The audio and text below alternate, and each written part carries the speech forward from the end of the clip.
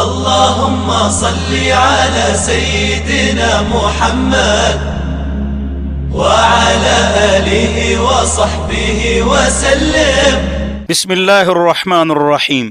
مسلم شریف میں حضرت ابو ہریرہ رضی اللہ عنہ سے مروی ہے کہ پاک پیغمبر محمد مصطفیٰ صلی اللہ علیہ وسلم نے فرمایا، کسی مومن پر اگر کوئی تکلیف آ جائے اور دوسرا مومن اس سے وہ تکلیف ہٹا دے، آسانی لائے، تو قیامت کے دن جتنی تکلیفیں ہوں گی اللہ رب العزت ہٹانے والے سے وہ تمام تکلیفیں ہٹا دے گا.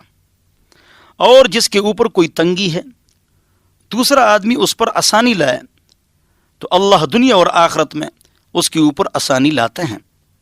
جو کسی مسلمان پر پردہ ڈالتا ہے پاک رب دنیا اور آخرت میں اس کے عیوب پر پردہ ڈال کر اس کو عزت عطا کر دیتا ہے.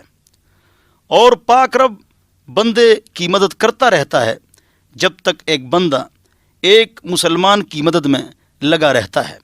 جو آدمی کسی راستے پر چلتا ہے اور اس کا مقصد دین کا علم حاصل کرنا ہو، اللہ اس کی برکت سے اس کے لیے جنت کے راستے کو آسان فرما دے گا.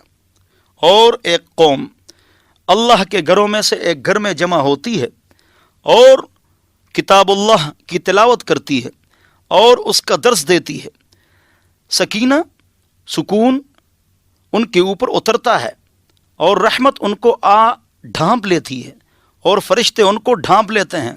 اور پاک رب اپنے ہاں فرشتوں کی مجلس میں ان کا تذکرہ فرماتے ہیں.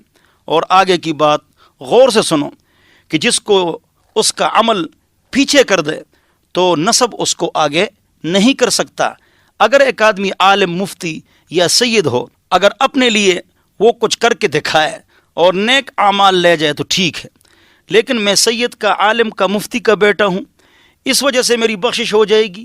پیغمبر محمد مصطفیٰ صلی اللہ علیہ وسلم فرماتے ہیں، من بطأ به عملہ لم یسرع به نسبہ.